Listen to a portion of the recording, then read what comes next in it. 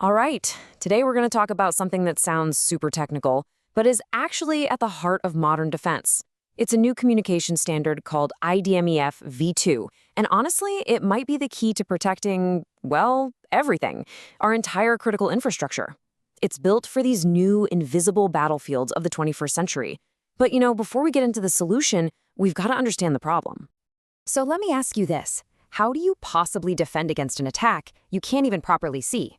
An attack that isn't just a cyber attack or just a physical one, but both at the same time. A coordinated mess designed to cause as much chaos as possible. This, right here, is the new reality. And it means we have to completely rethink how we approach defense. So to really get why this new standard is so critical, we first need to wrap our heads around the modern battlefield. Because it's no longer just in one place. Today, it's literally everywhere.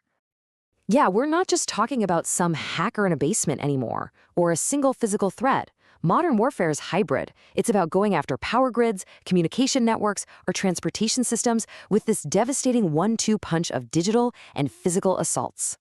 The goal isn't just to break in, it's to break down the very systems we all depend on every single day. Okay, so if the attacks are coordinated, our defense has to be even more coordinated. And that means everyone and everything needs to be speaking the same language. This is exactly where IDMEFv2 comes into the picture.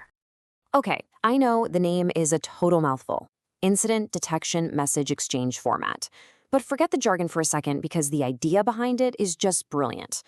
IDMEFv2 is basically a universal translator for all your security alerts, right?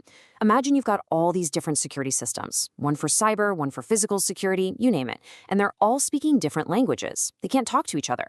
Well, IDMEFv2 is the Rosetta Stone that lets them all communicate, giving you one single, clear picture of what's really going on. And here's what makes IDMEFv2 a real game changer. It goes beyond just cyber and physical attacks. It also pulls in data on natural phenomena. And you might be asking, why? Well, because a flood, a huge storm, or even a solar flare can be just as disruptive to our infrastructure as a deliberate attack. And what's more, our enemies can use those events as cover. This standard is designed to let you see the whole board, not just a few of the pieces. Now, something this important didn't just appear out of nowhere. It's a necessary evolution. It represents a major shift in focus from just spotting intruders to understanding the entire incident. And that shift? It's built on decades of real-world experience. So here's the really big deal, the key shift in thinking. The old standard, which is like 20 years old now, was all about intrusion detection, looking for hackers trying to get in. But IDMEFv2, it makes this huge leap to incident detection. And that one word change, it's everything. Because an incident could be a cyber breach, sure, but it could also be a physical security alarm going off, or even a natural disaster. It's a way, way broader and, frankly, more realistic way to look at the threats we face today. And the journey to get here has been super methodical. You had these major research projects across Europe, starting all the way back in 2015, that kept running into the limits of the old format. This led to this really careful, collaborative process.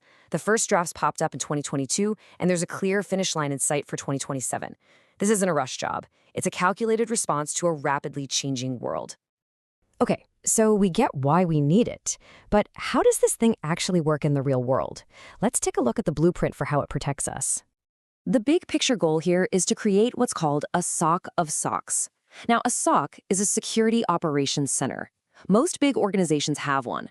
But what if you could connect all of them? What if a national command center could get one single, coherent view from the SOCs of the Army, the Navy, and the Air Force all at once? That's what this makes possible, a central command that sees everything. This is where it gets really, really powerful. Let's look at how IDMEFv2 connects the dots, first inside a single country, and then between allies. So check out this diagram. Down at the bottom, you've got all these individual security operations centers, the SOCs, for the air, land, and marine forces. And they're all using different systems, different tools. But thanks to IDMEFv2, all their alerts can be translated and sent upwards, giving the central commander one single unified picture of the battlefield. It's designed to turn total data chaos into strategic clarity.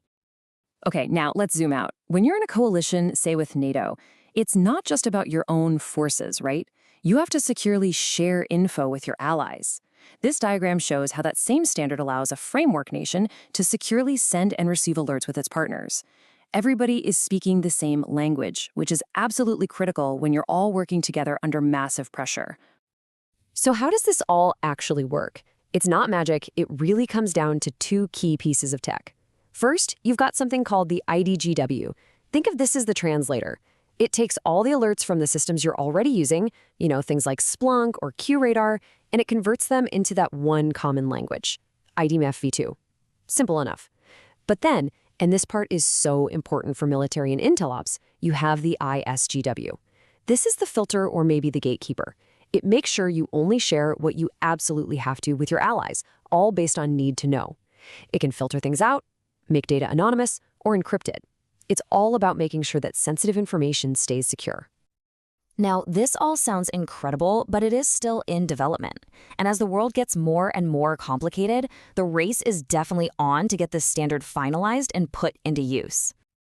This quote from one of the source documents really says it all. There is a real sense of urgency here. The researchers are basically shouting from the rooftops, telling governments and defense companies to get involved now, to help test, to help refine, and to adopt this standard.